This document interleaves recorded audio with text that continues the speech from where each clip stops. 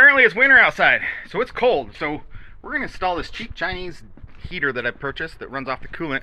We're gonna install it in my side-by-side, but the same principles. You could put this in, you know, you put it in your SUV, you can put it on your old truck or something, you know, anything. Even brand new vehicles where you have to rip apart the whole dash to do a heater core, you just jam one of these under the dash. Way easier. Tie in the two coolant lines. Let's do it. So all we really need to do is hook up two coolant lines and positive and negative to make the fan blow. It's just a, there's just a squirrel cage fan in there, and you got just a heater core sitting right in there. Nothing high tech. You got plenty of room just to jam this under the dash somewhere. Make a couple brackets. It looks like there's some bolt holes on the side. That bolt sticking out of each side is for mounting. Drill a couple holes in the firewall. Do some T's into the radiator lines. And just bring those up to here. And then we got a bunch of these ducts, and we could just run those in different spots. I have some vents we could mount, make a little bracket down here. I guess you could run one up for the defrost, and you could even run one of these tubes to the back for the lowly people in the back. But we have two coolant lines. This is the where your footwell goes. We have the lower radiator hose right here, and then the upper one, it's actually right here. So we just needed some T's. This looks like, this is small, this is like 1 inch.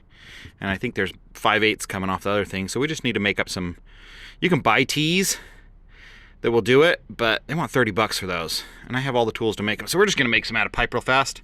It's just a 1 inch to 5/8 T. And we'll be able to we'll just cut the stock lines. Yeah, we'll just cut the stock lines. Drill a hole in the firewall somewhere, right up here probably. Run some heater hose to it, mount that thing. Easy, right? So we just got some galvanized pipe right here, it looks like. And that's close enough to 1 inch. And this is electrical conduit. And that's close enough to 5/8. So those will be our two things. I think I got some heater hose right here. Is this 3/4, is this 5/8? I don't even know. Doesn't really matter. If it's 3/4, you just squeeze it down to make it fit. I think it's 5/8. Nope, it's 3/4. Yeah, we'll just put a clamp on tighter, make it fit 5/8.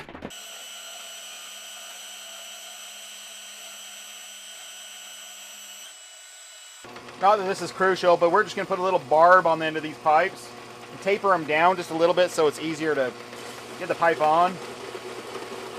This is just all eyeball. Just a little bit of a taper on each side.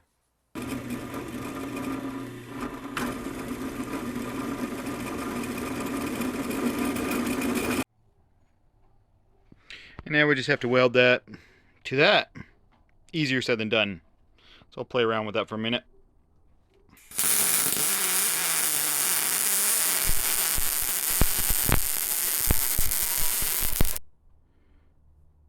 There we go. Clean them up just a little bit. I'll put some soapy water on there and hold my hand over and blow on there just to make sure. I'll put the air compressor or something just to make sure they're not leaking. And if they are, just chase your leaks.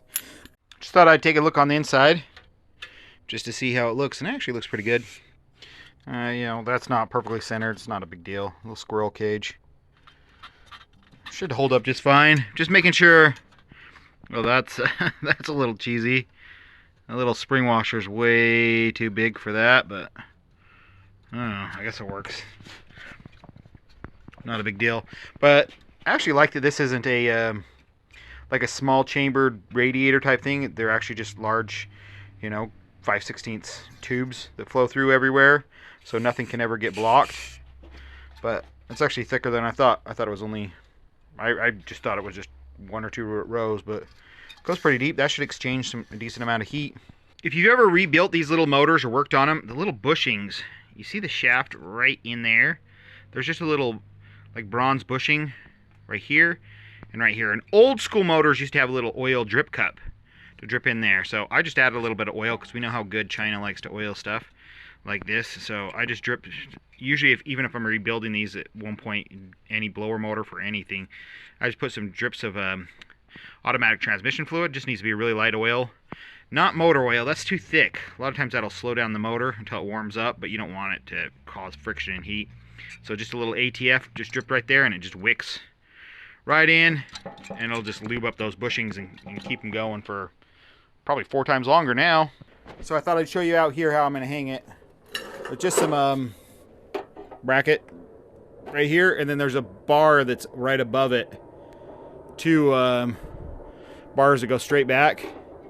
So that'll just go there, and then there's a little bolt hole right there. And I put a couple different holes in case I want to get it as high as possible. And then that'll just bolt up there. And then it is about 1 inch wider on this side. So I just quickly just welded up the other bar on the other side. But that's about it. And this one, they just bolt to a little, there's just a little support that supports the front of the plastic dash. Just have one bolt up in there. Didn't even drill holes. Those holes were already there, so seems really well balanced. It's gonna be a little tight against the glove box getting the heater hose on, but I might put them on first. Well, I guess I could loosen that bolt and tip it down, put them on, and put it back up. I mean, it came with just a bunch of these hoses with nothing on the end. I did 3D print some fancy pants vents that open and close and kind of divert everywhere. Whether or not I was going to use those or not, I guess so. The kind of point where you want. As far as defrost, I need a defrost for the front. I'm not exactly sure what I'm going to do. I might just be super ghetto and just hook a hose up to one of these and just strap it to the steering wheel and put it up, versus just cutting a big old hole in the dash. I don't know, kind of pains me just to cut a huge hole in the plastic dash, but put 2 holes in there.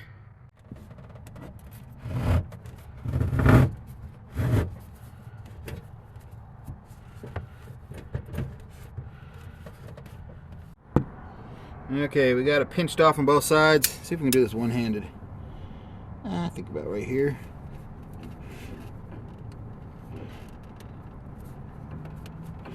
You guys aren't watching.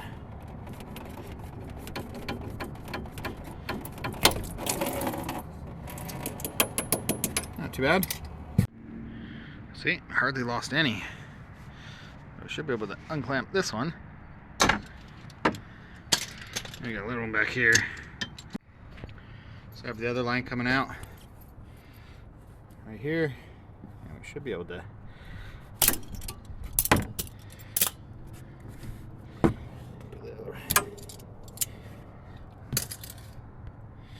and it should miss the shock.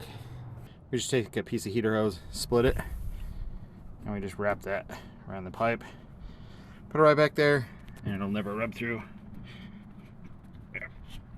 There we go. Golden.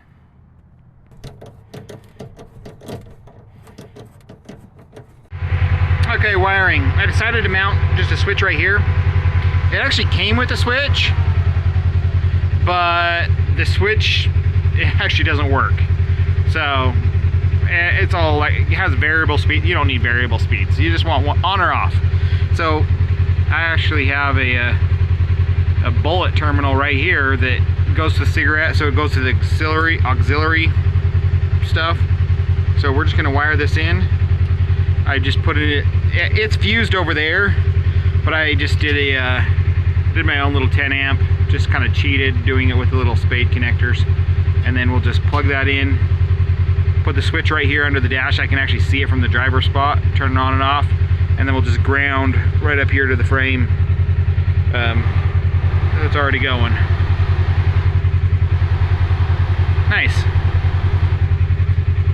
Turn off. Yeah, okay. We'll sit right here.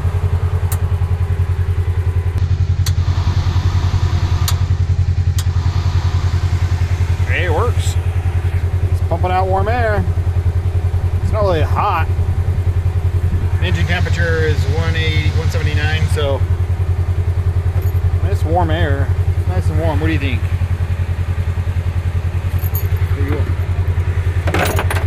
Ready for a ride? I think I'm just gonna leave it like that. I did drive it around last night, and it pumps out a decent amount of heat. It does not like to force it through the tubes very well, though. So I wasn't sure how well it would do that. I think I'll just run one tube just right under the corner of the dash and just point it at the windshield. It's gonna be one of those things, just kind of like, let's see how it goes. See if I like it, see what I need to do to it. But as is right now, it just pumps out enough heat right there that it kind of hits your leg, and you can kind of put your hand down here and kind of deflect it where you want. But thanks for watching, guys.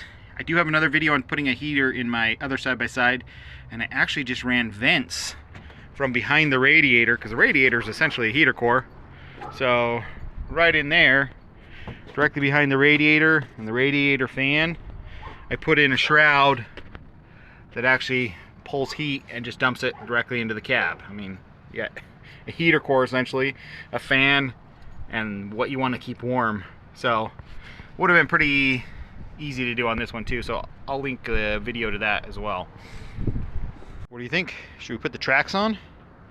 Go play in the snow? You think so? Oh yeah? You're always excited. You're always ready to go. Let's go.